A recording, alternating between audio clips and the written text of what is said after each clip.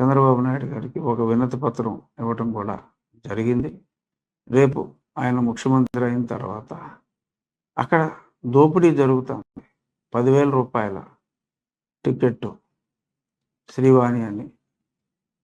ఆ కోటా విపరీతంగా పెంచేసి మరి అందరూ కూడా మిడిల్ క్లాస్ వాళ్ళే 90% ఉంటారు తిరుపతి దర్శించుకునేవాళ్ళు. ధనవంతులు ఎంతమంది ఉంటారు? వారి దగ్గర నుంచి మరి బలవంతంగా బట్ ఆప్షన్ స్వామిని చూడాలి, మొక్కు అనుకున్నప్పుడు స్వామిని చూడాలి. చూడాలి అంటే ఒక కుటుంబంతో వెళ్తే 5 వ్యక్తులు వెళ్తే 5 పదులు 50,000 రూపాయలు వాళ్ళ ఆస్తులు అమ్ముకుని కట్టాలి. సో ఇలాగా భగవంతుడి దగ్గర నుంచి భక్తుని దూరం చేసే ఈ కుట్రని మరి భగ్నం చేయాలి.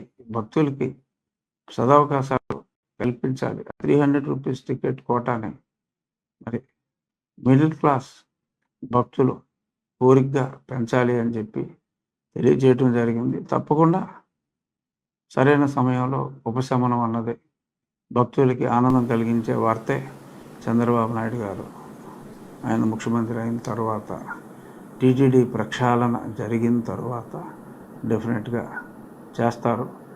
ఇది భక్తులకి నేను చెప్పాలనుకుంటున్న మాట.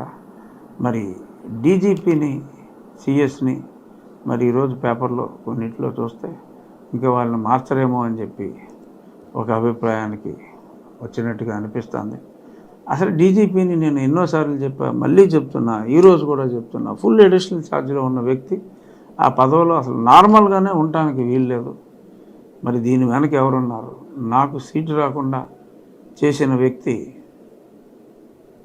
ఈ నీచపు డాష్ డాష్ రెడ్డి ఇంకా తన ఇన్ఫ్లుయెన్స్ని వాడుతున్నాడా అంటే రొటీన్లో తీసేయవలసిన వ్యక్తిని కూడా తీసేయకుండా మరి ఈ చీఫ్ సెక్రటరీ గారిని కూడా ఇంకా కంటిన్యూ చేయటం దారుణాతి దారుణం.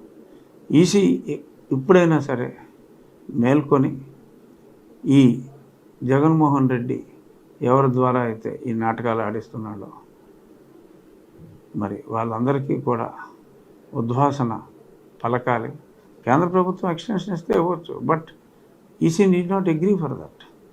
సో కాబట్టి ఈసీ తగిన చర్యలు తీసుకోకపోతే ఆ నింద మరి చాలా పెను ప్రభావాన్ని చూపెట్టే ప్రమాదం కూడా ఉంది. ఈరోజైనా సరే చీఫ్ సెక్రటరీ మార్పు ఉండాలి అని మా అభ్యర్థన లేఖ రాయటం కూడా జరిగింది. చూద్దాం ఏమవుతుందో.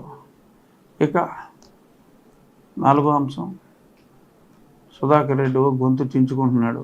మా సుధా జగన్మోహన్ రెడ్డే కావాలని వాళ్ళ తండ్రి పేరుని ఇరికించాడు. ఇది షర్మిల చెబుతున్న మాట కాదు, నాకు కూడా తెలిసిన పచ్చి నిజం. రాజశేఖర్ రెడ్డి గారు నా స్నేహితుడు, ఇది నాకు కూడా తెలిసిన పచ్చి నిజం. ఆయన పేరు ఛార్జ్షీట్లో చేర్చకపోతే నువ్వు జైల్లోంచి రావటం అన్నది జరగదు అని చెప్పి కావాలని చెప్పి రాజశేఖర్ రెడ్డి గారి పేరుని యాడ్ చేసిన వ్యక్తి జగన్మోహన్ రెడ్డి. తల్లిని వంచాడు, చెల్లిని వంచాడు.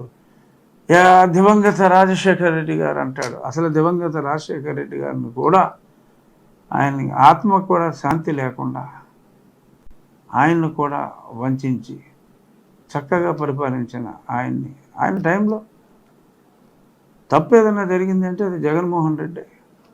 ఎవరెవరికైతే ఉపయోగాలు జరుగుతున్నాయో మరి వాళ్ళందరి దగ్గర మరి భయపెట్టో ఇంకోటి చేసో ఏదో ఒకటి చేసి లాగేశాడు. ఇటువంటి కొడుకు నాకు ఎందుకు పుట్టాడు అని చెప్పి ఎన్నోసార్లు రాజశేఖర రెడ్డి గారు బాధపడ్డాడు. ఆ 10వ క్లాస్ పేపర్లు అమ్మేసినప్పుడు ఈ పనికిమాలినోడిని ఇంట్లోంచి పంపించేస్తుంటే పోయేది కదా అని కూడా ఆయన బాధపడ్డాడు. మరి ఇటువంటి తండ్రిని వంచిన, తల్లిని వంచిన, చెల్లెళ్ళను వంచిన ఈ దుష్ట జగన్మోహన్ రెడ్డి న్యాయం చేస్తాడు అని చెప్పి ఇంకా కొద్దిమంది కొన్ని మాయమాటలు నమ్మి మరి అది మత ప్రభావం కావచ్చు, కుల ప్రభావం కావచ్చు, ఏదైనా కావచ్చు, మనం ఒక సరైన వ్యక్తిని ఎంపిక చేసుకోవాలి. మతాన్ని చూసి కావాలి, అతని అభిమతాన్ని చూసి మనం సెలెక్ట్ చేసుకోవాలి తప్ప కేవలం నువ్వు కొలిచే దేవుడే అతను కూడా కొలుస్తున్నాడు అంటే అది ఎన్నికల్లో ప్రాతిపదిక, ఎంపిక చేసుకుంటానికి ప్రాతిపదిక కాకూడదు. ఎంత వరస్ట్ ఫెలో అంటే వీడు. ఇవాళ మళ్ళీ సాక్షి పేపర్లో మళ్ళీ ఏదో రాశాడు, ఒక నలుగురు గురించి రాస్తూ నా గురించి కూడా రాశాడు. రేయ్, నీకు ఇదే చెప్తున్నా, కన్నాలు వేసింది నువ్వు. నీ పార్టీ నుంచి నేను పోటీ చేసినప్పుడు కూడా నువ్వు కొత్తగా పెట్టిన ఈ రాజద్రోహాలు ఈ కాకుండా మిగిలిన కేసులు అప్పుడు కూడా ఉన్నాయి. మరి అప్పుడు నువ్వు సీట్ ఎలా ఇచ్చావు? సన్నాసి. ఎక్కువ మాట్లాడితే ఇంకా ఎక్కువ విషయాలు నీ గురించి చెప్పాల్సి వస్తుంది. నీకు యాక్సిడెంట్ అయినప్పుడు మీ తండ్రి గారు ఏమని మాట్లాడాడు, నువ్వెంత పనికి మాలిన పుత్రుడువో, నువ్వెంత సొంఠవో. సొంఠం అంటే ఇంటెలిజెంట్ సొంఠ. సో అంచేత నువ్వే కేసులు పెట్టించేసి నువ్వే ఏదో రాసేసి సాక్షిలో రాసేసుకుంటే నమ్మి వెర్రి వేలు ఎవరో లేరురా అని చెప్పి చెప్తున్నా. ఏదో వేసావు, ట్రిక్కులు వేసావు, మళ్ళీ ఎవరినో ఇండిపెండెంట్గా అని చెప్పి తెలుగుదేశం ముసుగేసి తీసుకొచ్చావు. దానివలన నువ్వు సాధించేది ఏమీ లేదమ్మా జగన్. అతి నీచంగా ఓడిపోబోతున్నావు. అతి త్వరలో రాజకీయ చిత్రపటం నుంచి నిన్ను చేస్తున్నాం. Thank you.